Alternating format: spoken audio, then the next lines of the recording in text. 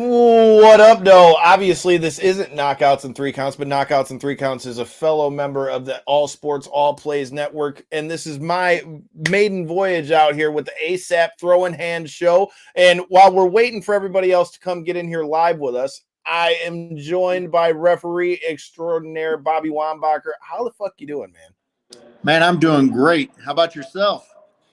I mean, you're doing a lot better than me being out at the baseball game. I mean, I'm a little bit jealous. I mean, we just had opening day out here in Detroit, and I didn't get to go to opening day, but I definitely foresee myself being at Comerica Park for a lot of it. So before we get into the fights, man, how was the game? What game were you at? Who were you watching? And how's the stadium out there? Well, I got season tickets to the Rockies, so the Cubs are in town.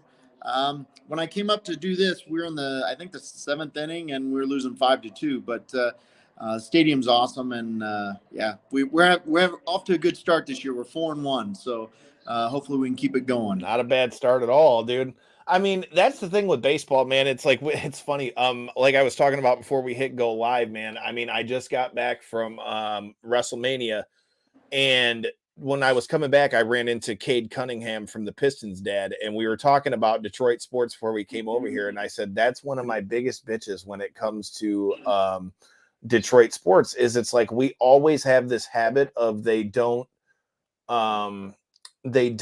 they always will have like a good piece. Like they'll have that good young buck, or they'll bring somebody in who's experienced and got a name, but then they never have like the full team around them. So like that's my biggest thing with the Tigers is like now they have some pieces and are really starting to build it back around. So I'm hoping that we can at least get in a spot where they start winning to some degree, because man, the Tigers had a run where they were getting in the playoffs pretty regular, but we just never have been able to get back towards that World Series since we won the one with Trammell and all them. So hopefully the Tigers have a better outing as well. Well, I'm hoping to get to Detroit and get to a game at Comerica. I haven't been there yet, and I try to get to 4 to 6 road stadiums a year. So Detroit's on my list this year.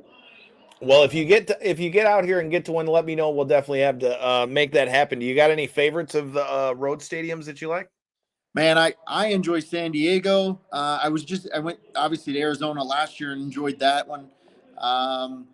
But I'm a diehard Cardinal fan. So anytime I can go to Busch Stadium, there's no stadium like Busch Stadium. So that's one of the ones on my list too. So self-admittedly, when I first started watching baseball, everything with baseball for me was based upon what team I played for as a kid. So I was a big Yankees fan when I first started playing baseball because that was the team that I played for. Then I just got to be the same way with I am with MMA and pro wrestling, where it's like I love to know all the stats and shit. So I could tell you about Roger Maris and Mickey Mantle and the home run race and the movie 61 that I watched 25,000 fucking times because of my dad.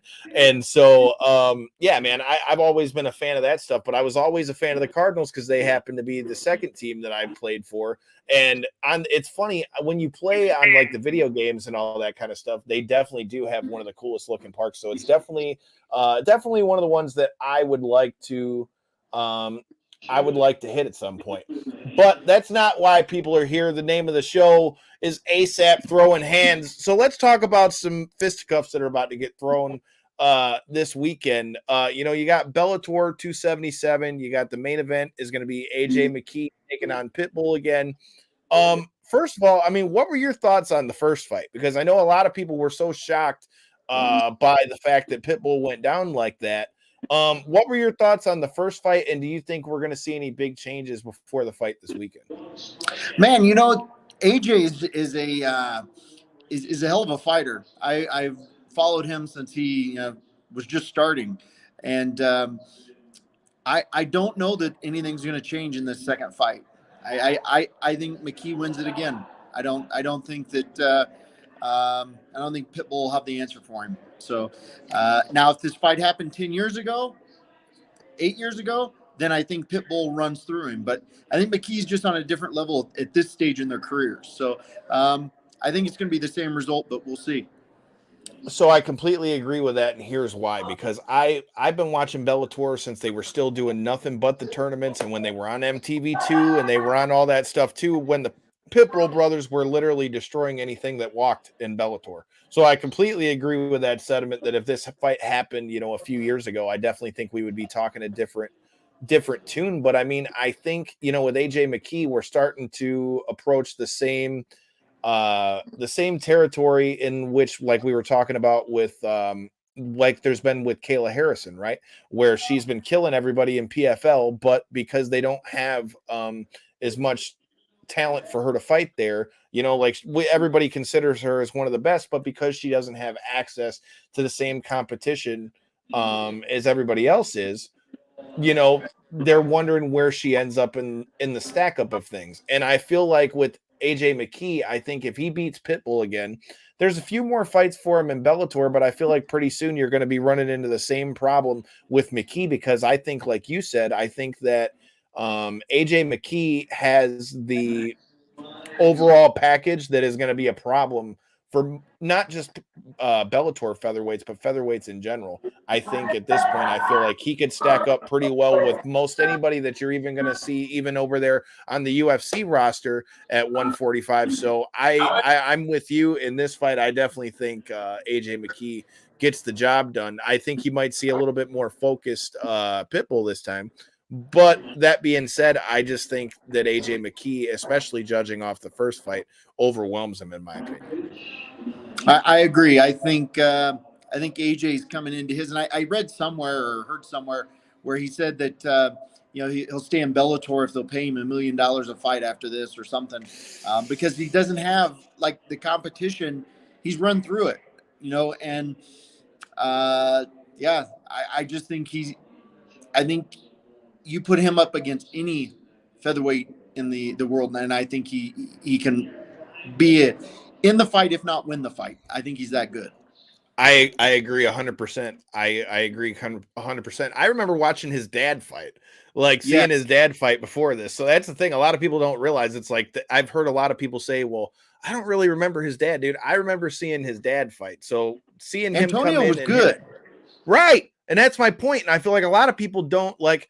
So I got into like jiu-jitsu and MMA. I started fighting when I was 13, so that was 2005. So I've been around it since MMA since probably about 06 or so. So I've seen his dad fight. I've seen, and like I said, seeing that and then seeing his kid and how he's got like the whole package.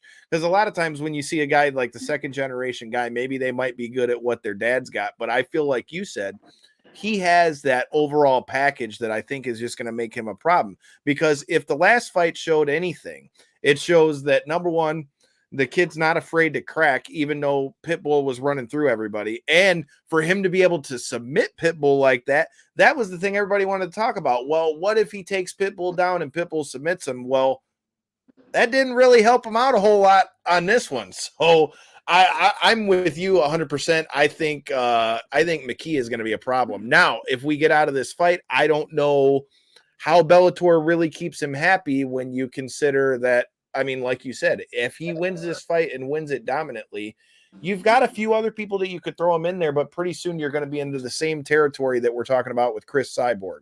Like we're talking about, where she's pretty much cleared out everybody that Bellator has or can, bring in. It's I don't know, man. You're already in dangerous territory. And that's the thing.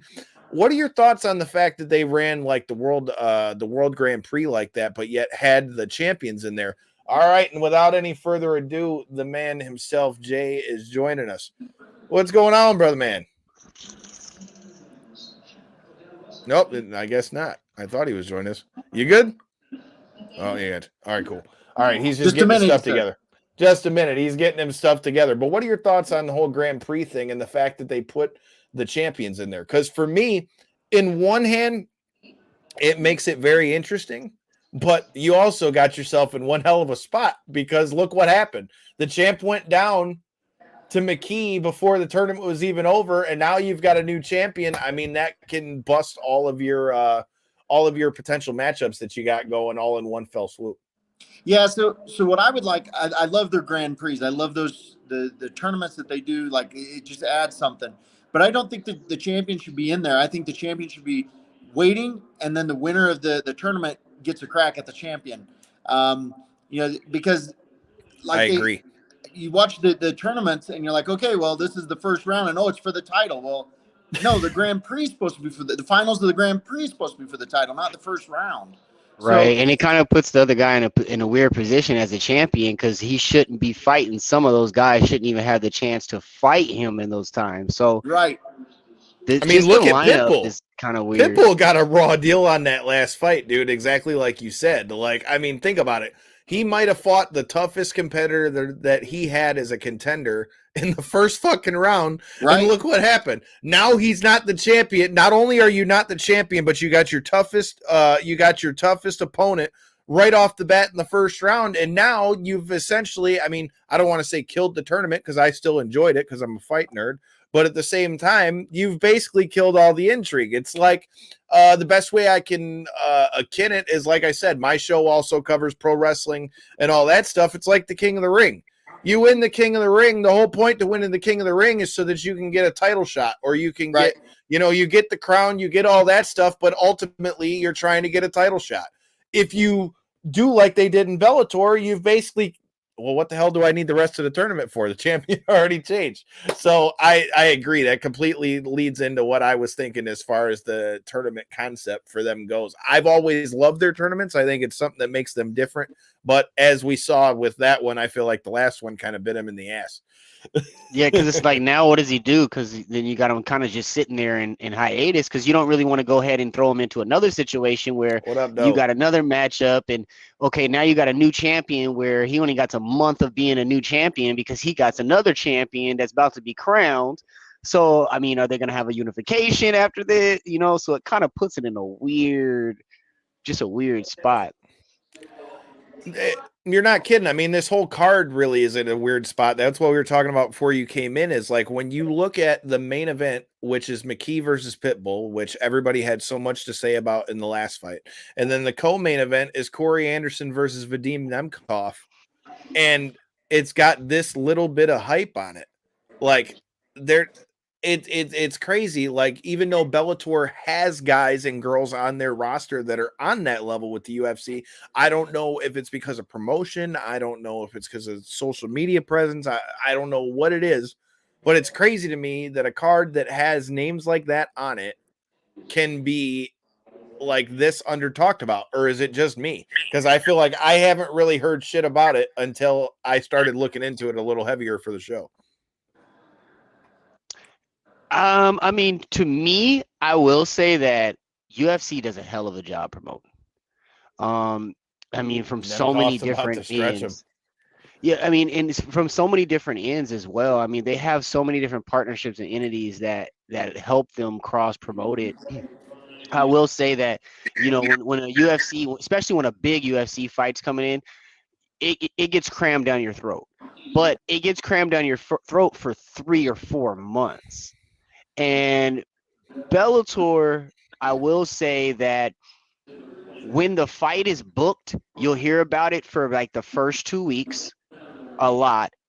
And then there's a long gap in between, booking and the actual fight going on, where you don't really hear as much on the actual fight, as far as unless you're actually watching the live event of it and they happen to mention them. So to your point, I think Bellator just doesn't attack the promotions the same way as what we're used to with your UFCs, and like you said, you're a wrestling nerd too, so you know how those promotions go. You hear about that for 4 or 5 months in a row. Dude, they're already telling us where the fuck WrestleMania is going to be next year, dude. I mean, right. That tells you what you need to know. Right. So I will give you that, because even the Bellator, the Pitbull McKee thing, I was hyped as hell when it was booked. And then I honestly forgot about it until about 2 weeks ago. My point exactly. What do you think, Bobby? No, I agree 100%. Like obviously the UFCs, you know who's coming, and they do a great job of on every broadcast and everything they do. They're hyping that. They're like the Covington Masvidal fight. That we knew that for 4 weeks every day. For 4 weeks it was on TV. Like if you and they got the embeddeds too. You were sleeping. And we talk about this Bellator card. That main event could main event any pay-per-view, and then Facts. that co-main event could main event a pay-per-view. Like it's a great co-main event, and I think outside of the diehard MMA people, they don't even know what's going on, and that's crazy because both of the main and co-main could main any fight card. UFC, Bellator, PFL, doesn't matter. It could main event any fight card. I agree. I completely agreed. And to be honest with you, if we're being honest, this is yet another example of what I mean when I say Bellator has, that level of talent. It's just how it's booked. Because I mean, if we're being honest, if you compare main event to main event, I'm more excited to see AJ McKee and Pitbull fight than I was Volko and Korean Zombie. Yeah. I'm just saying. Same weight class. It was a title fight. Volko is considered the best featherweight in the world, but to be 100% honest with you, I mean, I think most people going into that fight, myself included, kind of expected that Volko was going to do exactly what he said he was going to do and show that he was better, that he was, like he said, a class above. Where this fight, you genuinely can be like, well, look, dude, that Pitbull can still come back and prove his shit. So, like I said, if we're comparing main event to main event, I'm more excited about this fight than I was that fight. And that was for the UFC belt. Well, I was still surprised that Volkanovski was the main event on that card. I would have had the Sterling Jan fight ahead of that one, and I most certainly would have had the Chimaev fight as the main event. Like, right. I know why they didn't, but that fight had more. The Burns, like that fight was, and it not only was it hyped to the level it was, it produced. Like it lived up to everything everybody was talking about. Whereas if you look at the main event, it lived up to everything we thought it would too. Like we knew that Volkanovski was gonna do what he did, and it just played out the way it was supposed to. So I was surprised that the Burns fight wasn't the main event, or even the Sterling with all the drama surrounding the first fight and the hype for the second fight. Like I don't know how that was a co-main event, but hey. I'm with you on that, dude. I mean, there was definitely more heat on that one. I don't know that I would have put Chimaev as the main event, only because it wasn't a title fight. I feel like title fights usually should trump those things for co and main event. But as far as switching the co and main event, dude, the Sterling fight definitely had more heat on it. Especially, let's face it, most people wanted to see Jan kick Sterling's ass in a lot of circles, from what I've heard. I mean, if we're being honest, and I mean, I can't say nothing because I should have bet on him again this time because I won money on Sterling the last time. Matter of fact, I was getting tattooed by a past guest of our show, Lindsay Snow, and was in the chair and won $175 while I was sitting in a chair because he won by disqualification and helped my parlay out. So I'm not mad at all. I'm not mad at all that Aljo won, even though he's still mad because we had Cody Stamann on the show when they fought. I mean, and see that Sterling fight too. It should have been the main event just off of the way it finished last time, right? Because a lot of people didn't believe that the fight. I mean, the title was just floating in the air, honestly. So but again, the fact that we're even having the discussion of which ones they could have moved around and things versus on the Bellator side, we're talking about it snuck up on us type of thing. And that's kind of the derivative that, we have with Bellator is that you said it so many times. They have the talent, they have the fighters, and they have, to me, they're deep. Bellator is deep. And Bellator, the thing to me about Bellator that I like more or different than UFC is I think Bellator gets the hungrier, newer fighters because UFC puts them a little bit through a little more strenuous qualification stack, I guess you could say. But I think Bellator gets a lot of guys that come in that normally wouldn't get that foot in the door so easily. I agree. And they're hungrier. So it comes for better, more exciting fights and finishes often. I agree with that 100%. I mean, Bobby, I know you can speak to it being on the regional scene, but I can't tell you how many guys just out of Michigan I know that have gotten shots with Bellator that maybe the UFC didn't, want to give them a look. But I mean, that's one thing that Bellator has also, I would say, in a lot of ways, been ahead of the UFC. And I think a lot of times they get guys that the UFC will pass on just because they give guys fights when they come to cities. You know what I mean? Like they'll look at people like the local guy who's got, I don't know, maybe his record's 8-3 or 8-4 or whatever number it is. And then they're bringing these guys and girls in to fight. I mean, they're giving them an opportunity. Then you're getting a chance at so many of these, homegrown fighters. Plus, from what we're hearing about the difference in what they're getting paid, I mean, I know just from people that I know, I mean, a good friend of mine is somebody you know very well, Bobby, and my good buddy Miles Jury, who left UFC to go to Bellator. One of the biggest reasons he went there was because they were paying everybody better. Like, sure. I mean, let's call it what it is. So between them paying people better and them giving more guys that are kind of on their way up a shot, I mean, that's one thing that Bellator does that really sets them out apart from people. I just wish they would be able to find a way to be able to capitalize on that, I guess.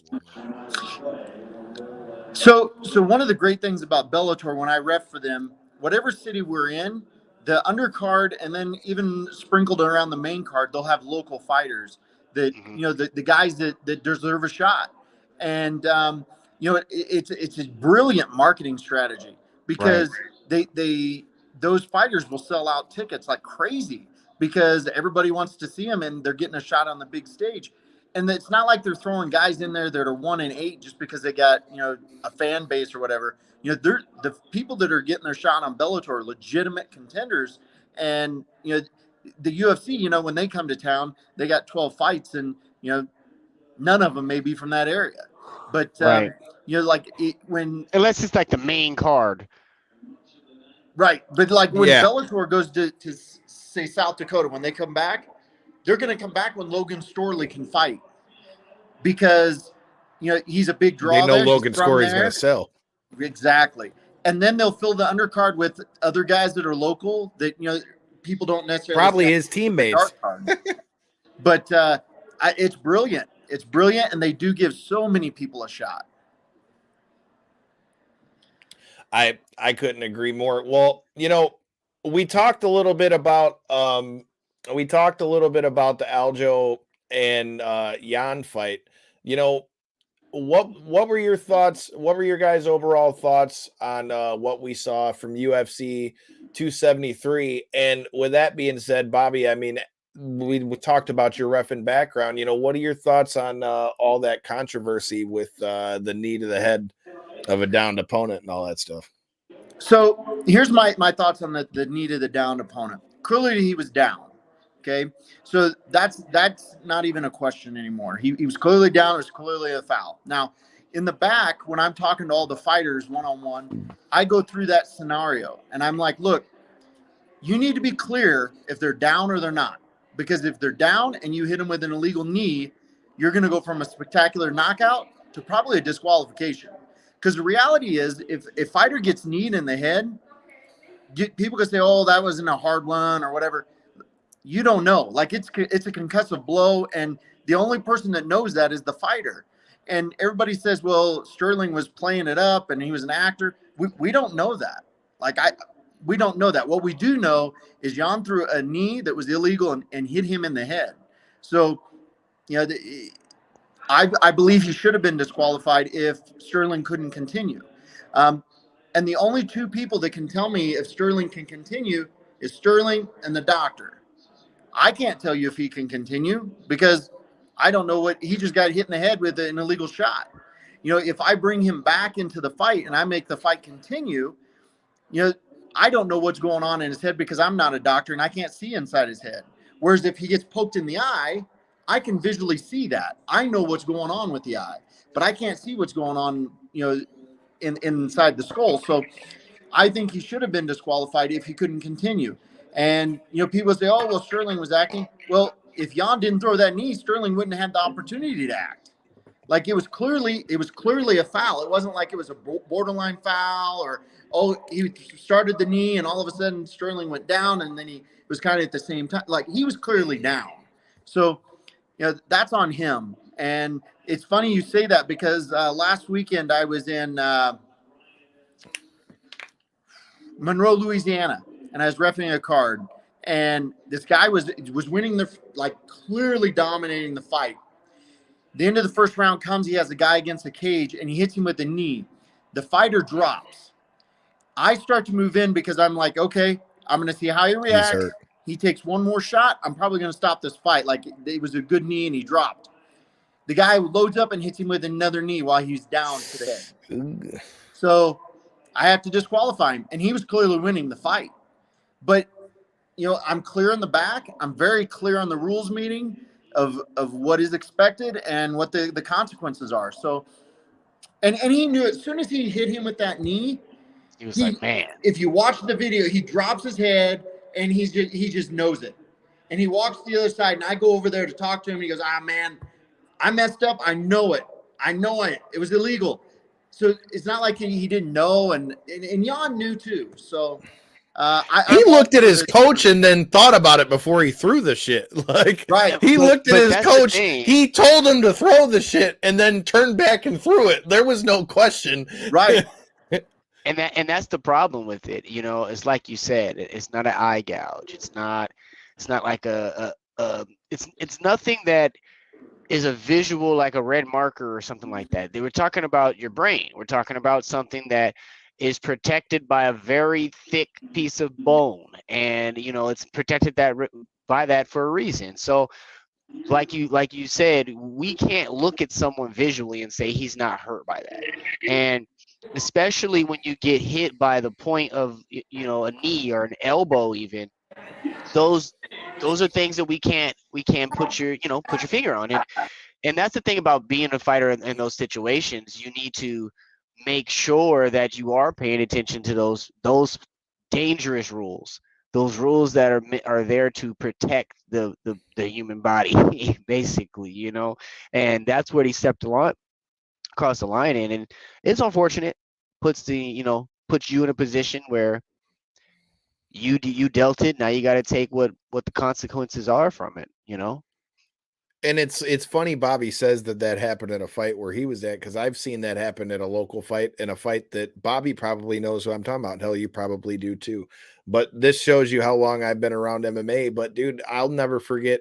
I was at a fight actually with Miles Jury. Miles had me sitting at the judges table with him right outside the cage. Darren Cruikshank was the referee. From Risen and UFC and all that stuff.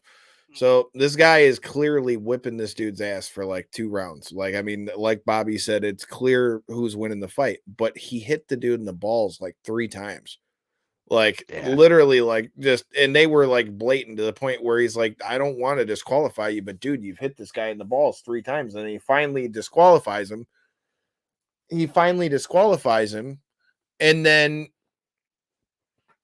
the guy's trying to fight Darren. He's trying to fight the promoter. And being the time it was back then, they're all throwing beer from the balcony. So it's like, yeah, it's a good thing that at least people are a little bit more aware of the rules now in MMA. Yeah, I mean, especially, we shouldn't have to explain that you can't kick someone in the balls.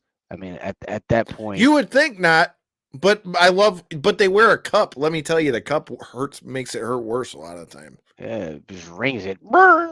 Fucking pain goes up your whole body. You have somebody drop kick you in the balls and then jam a cup into your nuts while it happens. It doesn't feel very good. No matter the pressure and the speed it comes at. Yeah, you're not kidding, dude. The crazy part is, I was watching, because we were talking about the Corey Anderson and Nimkov. Who do you have in that fight? Because Corey Anderson's last fight, bro, when he took out Bader was just I've said for a long time, dude, that I think Corey Anderson is very underrated. I think that Corey Anderson didn't really ever get talked about the way he should.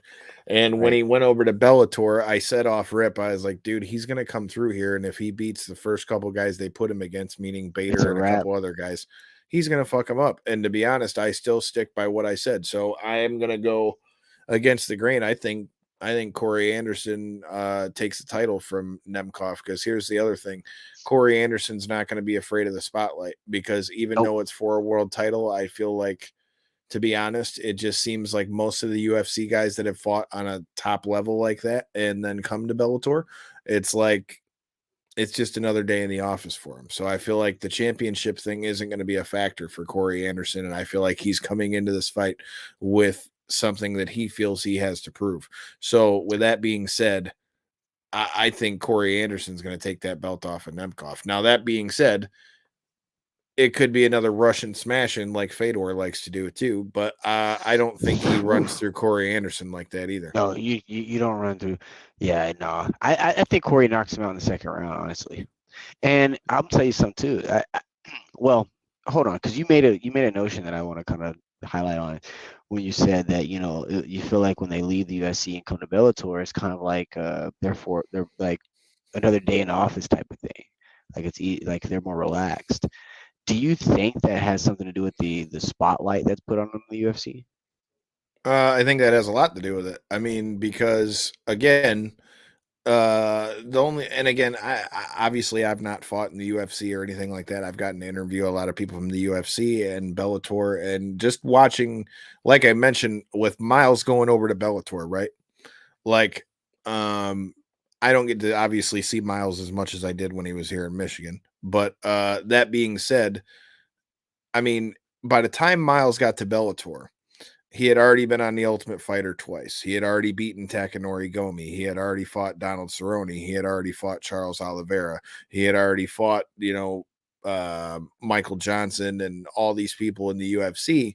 So not that Bellator, again, because we talked about the competition that they have in Bellator, but I feel like once you've fought on that stage of the UFC like that, I feel like, I don't want to say the nerves aren't the same because it's still a fight, but I do think because you're so used to the way that fight week goes and all the media you got to do and all the pre-fight obligations and all those things, I do feel like once they come to Bellator, it kind of makes it like another day in the office. Yeah, I mean, a lot of that I'd probably attend to some of that to the fact that, it goes back to the beginning. What we were talking about is how the UFC is able to market everything. And when you look at it, when you look at those names you said, Charles Oliveira, Michael Johnson, uh, Donald Cerrone, Cerrone. But you look at all these guys, and if you remember when they were about to fight, they were blown the fuck up. It was everywhere. It was, their names were blown, even when they were just barely hitting that budding of themselves. Charles Oliveira, bro, when Charles Oliveira started to barely gain his traction, the UFC was already blowing his freaking horn. And I think that part, not necessarily the name of, but the way the UFC pushes the name of your next opponent. Well, and let's not forget, they don't do that with everybody either, because to play to the exact point that you just said, I remember going into that fight that I was personally mad as fuck, because if you remember, this is when Oliveira was still fighting at 145 and he missed weight bad against Miles. Like he missed weight by like 5 6 pounds or some shit. Yeah. And it was like, dude, for those who don't know, like, what good is 5 pounds? That means that you're not as sucked out as me. Now, even if you still tried to make it to that weight and you didn't have to make that weight, look, if you're that far over, then at some point you weren't doing something that I didn't, at some point you weren't trying at some point. Right. At some point you took time off and I didn't. And you were vacationing. Right. And that's why for me, it's like, and again, not to hate on Charles Oliveira, because I give all credit. When he went to 155, he's completely revamped himself. He's never had a problem with weight cutting when he went to 155 and all that as well. But I remember with Miles, that was something we were talking about for a long time, in that I felt like until his last few fights, every time after he'd fight, we'd be like, well, when are they going to put him against somebody, that is a higher name? I mean, dude's been on Ultimate Fighter twice. He And first see, that's person to the knock thing. out Takanori Gomi. You know, he did it in Japan. You know, then you fight Cerrone. Then he beat up Diego Sanchez really bad. But that goes back to that thing. They don't want to so they want that name intimidation. So if I'm putting Corey Anderson and Nemkov together, who's intimidated? You see what I'm saying? But if I'm putting Corey Anderson versus Henry Malboa from wherever, that's 5-1, now the intimidation factor of that name is there, and they can still get this, use those as stepping stones. The UFC does to generate more money out of it. I couldn't agree more, dude. And that's the thing. Like it's a known fact, and I think that's the problem that a lot of people have when it comes to the UFC. Now, Bellator hasn't been as bad when it comes to, only promoting like certain fighters to a degree. Because for the most part, if you come up on a fights, right. Like with Bellator, like if you win, they pretty much move you up the card. UFC, it's not always quite like that. Because I mean, let's face it, even look at a guy like Volkanovski. He's on a fucking 22 fight win streak, but until he got around Max Holloway, wasn't nobody talking about Volkanovski. So I mean, it all depends on who they want to put, who they want to who they want to push. I agree with that 100%. And I think a lot of that nowadays, I'll put another thing onto it. You look at, like, I'll take you back a little bit, like the Rampage Jacksons of sorts. Rampage, no matter how when he started even falling off, it was the persona that he had, he was very sellable. And I think that the UFC, when they took in that pride, that first regime, I think that that is their blueprint, and they're sticking to it because they're looking for that all-American Frank, forget it, I can't get his name off my tongue right now.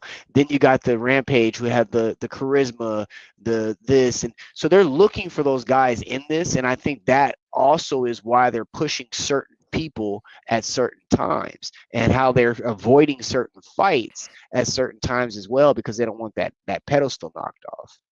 Because I think DC for a while was that personality that they needed, and they were trying their hardest to drag DC along, because I think DC wanted to retire for a minute. I think DC wanted to retire a lot sooner than he did, but I think the UFC was like, hey, give us a few more fights, we'll try to put you in some hand-picked fights, but it was inevitable for him to fight John Jones again. He's back. I'm back. Yeah, but we were just going through how kind of the UFC will push names and cherry pick a little bit of fights to make sure these names grow in certain areas. Like he was saying, Velasquez, or why do I pronounce his name? Nemkov. Yeah, Nemkov. No, not Nemkov. We were talking about Max Holloway and what's his name? Volkanovski. And how Volkanovski didn't even get the light until he met Max Holloway, kind of. So, I mean, there's no way else to put it. He was on a 22 fight win streak, and I mean, people only really know what, the last 4 or 5. Right. And that's sad. So that is totally sad. Well, we were just talking about, because it's like we were talking about with Bellator and things like that. I mean, because he was asking, do I think with the spotlight that some of these guys and girls have when they come to the UFC, is that what kind of makes it so that when they go to Bellator, it almost kind of seems like it's kind of just another day at the office? And so I thought, like I said, and I can only judge off of like what I've seen for myself, but I'll just use Miles as an example again. Like watching him go through everything with the UFC and having been on Ultimate Fighter and all that shit. and then to go to Bellator. It's not that Bellator is a step down in competition, but when you're already having to go through those UFC pressers and the media day, and like in his case, being on the Ultimate Fighter and all those different things, when we're talking about a place like Bellator, like you said earlier in the show, like we weren't talking about this main event that could main event any card in America, and we weren't talking about it until 2 weeks ago. The UFC, they're talking about it for months in advance. That's why I think when these guys are coming to Bellator, not that it's any easier in the fight sense, I think it's just easier in the sense that they're already so well conditioned to, what a fight week is like when it's hectic like that. I think in a spot like Bellator, I think it kind of takes some of the edge off of that, at least for the ones that have already been through it before. I don't think that it's nearly as rigorous outside the UFC. Like, I think that week of fight week is pure hell for some fighters. Like, one, they're having to do all these media obligations, yet they're still in the midst of a weight cut. And people who have never done a weight cut don't understand, like, how hard it is to put a smile on your face or answer some dumb question and keep your composure. You've answered 100 times. When you're in the middle of a weight cut and you got 7 more pounds to cut before tomorrow morning's weigh-in, and the sauna's waiting for you. Like, there's so much going on, and they're obligated to do all these things, where then you get to like a Bellator or something like that, and the fight is no less it's no smaller of a fight, but the fight week leading up to it is much less, and it's not as much stress or not as much spotlight, as you would say, on them, so they can focus on the weight cut and the fight and all of those things. Yeah, I totally agree. And going into that, even that's also probably one of the main reasons, and that's what I was going to earlier, is dealing with me and him were coming on. I don't think it's less quote unquote talent in the Bellator situation, but that definitely adds to it. And you get, because of all that media and because of all that hype, and because it's 6 months long, you get a lot more of that name intimidation in it as well.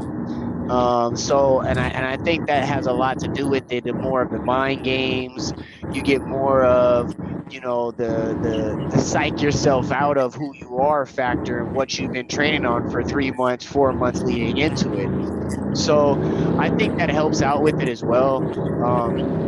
The other thing about the UFC too, to me, with those fighters, is that they're touring. They're like touring, because they're not only doing the media for the UFC, but they're also doing night shows. They're doing talk shows. They're going on other things, and it is a much vigorous road. But it's also that Showtime feeling that they have too when they're the champion, that puts them in that. Yeah, because like, we'll go back to the Colby and Masvidal fight. How many times did those guys appear on ESPN and give interviews before the fights? And like, everywhere you turned, they were talking. And like, when the fight got there, for me, it was like, okay, it was anticlimactic because all the build up to it. Still was a very good fight, but it's like, man, we've heard so much about it. And then we get back to like the AJ and the Pitbull fight. Nobody's really heard much about it, and that is going to be just as good of a fight, if not better. It's probably going to be better. So it's probably going to be a better fight. Crazy. Yeah. It's funny you say that, because Jimmy Smith is a past guest of our show, dude, and literally like the whole week leading up to that Colby Masvidal fight, he was like, look, dude, I hate to break it to you guys, but all you guys that are expecting that this is going to be like this street brawl really don't know what's happening about fighting, because anyone that's watching that knows that if Colby has half a brain, what he needs to do is take him down. And ultimately that's what happened. He beat him up. He did exactly what he should have did. And that's the one thing with MMA as opposed to what's going on with the pro wrestling stuff, is it's like, a lot of times you'll see, people talk a whole bunch of shit. You got the whole build up just to get people into the seats. That's the thing with MMA, dude. You know, you could talk all the shit you want, but you gotta, you know, once you get in the cage, it's gotta, you know, gotta be able to deliver. And I think, like you said, I think most people that are diehards or around the sport kind of were expecting that. Where I feel like a lot of the casual people that obviously turned into that fight because of all the hoopla, like you said, whether it be ESPN or Sports Center or any major sports outlet was talking about it. I think fights like that sometimes it's almost I don't even know what the word is. Like there's so much hype to it that the fight just can't live up to, you know, just what the shit talking brings to it. No, you're absolutely right. And then people will look at the fight and say, "Oh, it was a letdown," or was no, it wasn't. It was a very good fight, and strategically, it played out exactly the way anybody who's in the fight game knew it was going to play out or should have played out. Now, there's always the chance Masvidal could have caught him because he's got knockout power, so it absolutely could have ended that way. But if you're a betting person, you should have put your money on Colby by a decision because Colby's just that good at taking you down and controlling you and beating you up.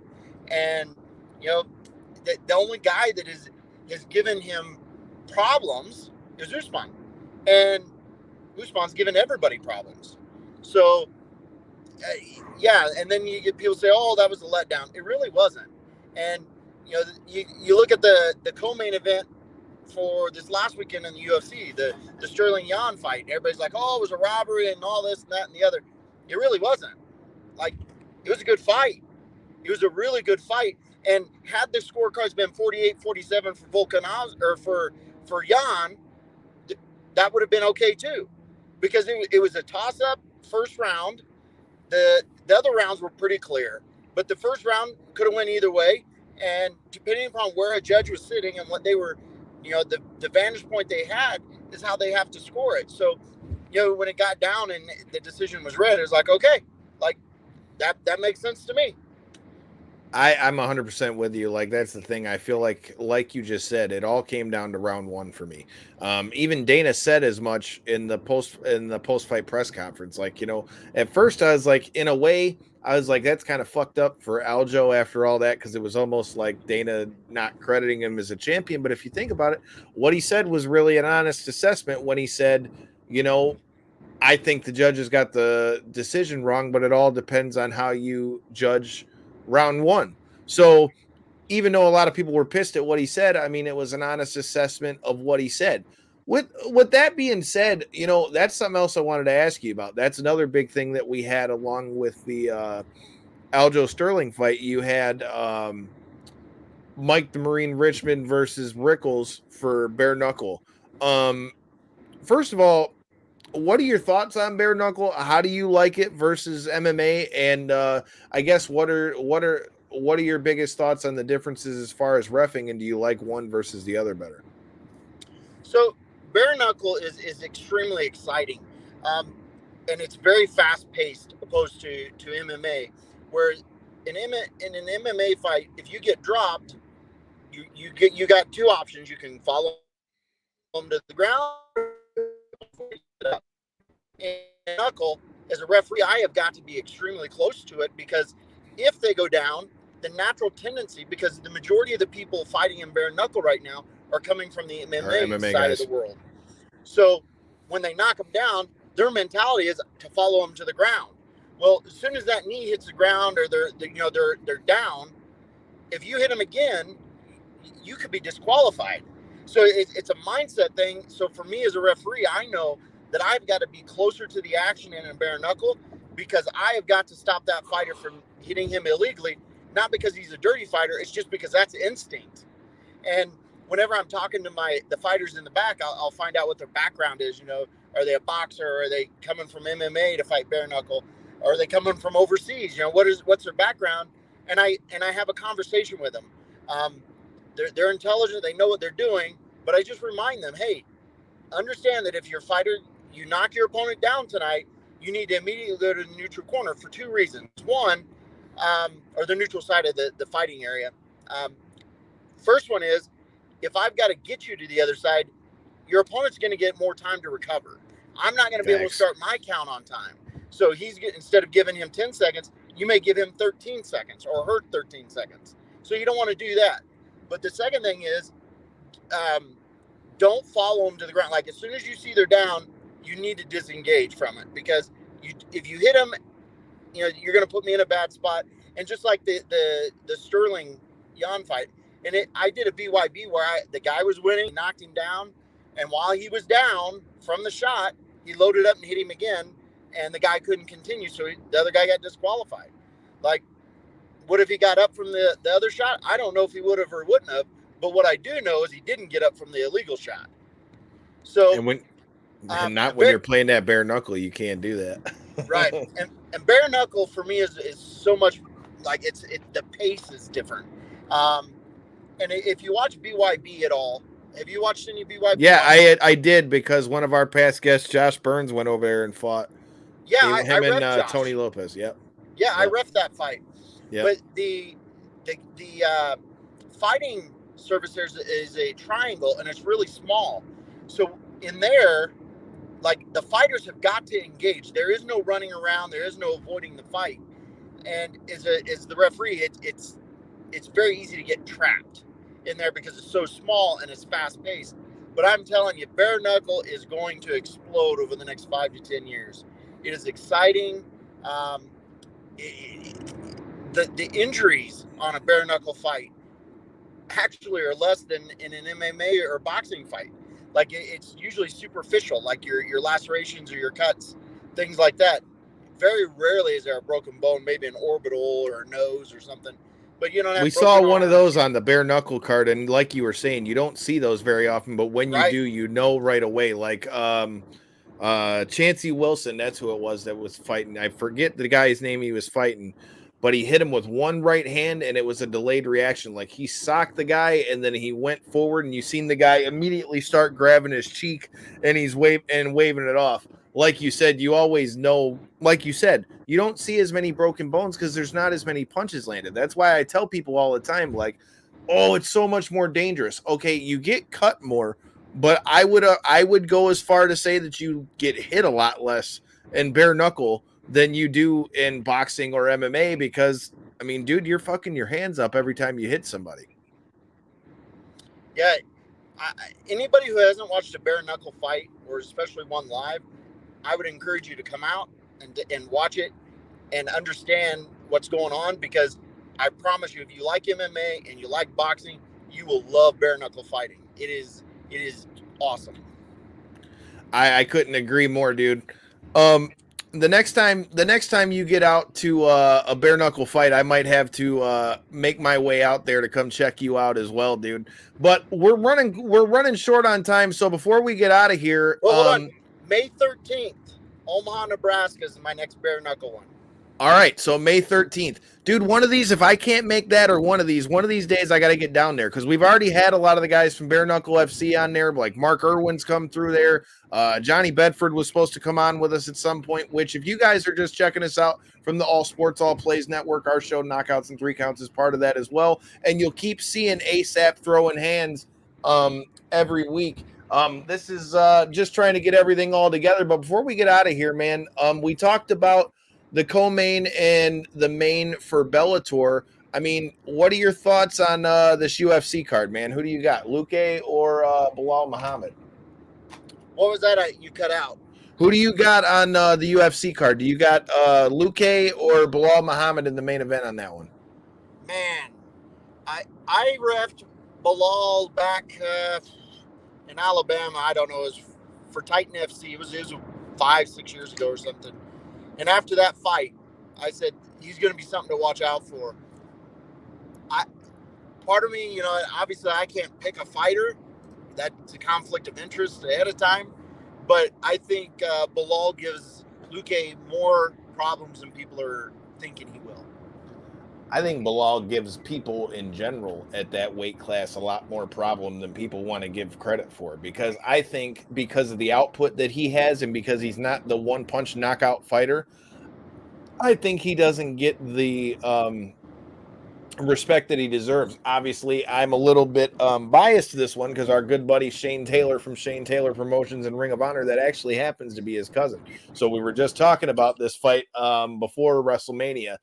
I'm looking forward to it because I think he's somebody that's been on the cusp of a title shot at 170 for a while, and at the very least is somebody that needs to be spoke about more when we're talking about the main event picture when it comes to 170. Now, that being said, Luke can hit you like a fucking horse, dude. Yes. So that's what makes this fight interesting. I wonder. I'm going to go with Bilal Muhammad on this one, but I think what makes the difference in this one is I think if Bilal is able to implement his wrestling and be able to grind him out, because I think if Bilal's plan in this one is just to output him, you're giving Luque the one chance that I think he has his best chance at, and that's to try to knock your block off. Agreed. I don't know, man. It looks like we're going the same way, dude. I'm looking forward to the UFC card. I'm looking forward to the Bellator card. I'm looking forward to coming back here next week and talking some more MMA and stuff with you guys. Like I said, Bobby, feel free, throw out any fights you got coming up or anything that you've got going on and anywhere anybody can find you. Well, you got April 22nd, 23rd, I'll be in Lexington, Kentucky. April 29th, I'll be in Shreveport, Louisiana. April 30th, I'll be in Lafayette, Louisiana. Man, I know I'll be places in May. I don't know. I know May 13th is Omaha. I know May 28th is Biloxi, Mississippi. Yeah, I know there's something at the beginning of May too. I just don't know it off the top of my head.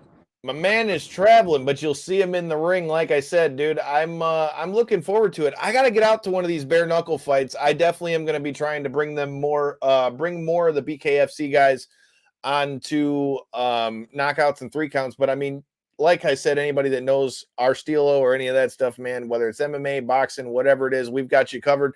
And on the wrestling end of things, if you guys are of that fancy over here, like I said, I will be out this Saturday. You got BCWA Die Harder. And then we've got another thing running with our good buddy Darren McCarty here in the city of Detroit. So like I said, make sure you guys hit that subscribe button and check out All Sports All Plays Network.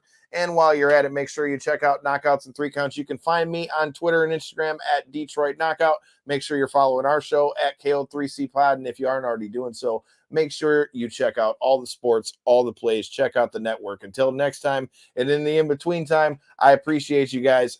Peace. See you next week.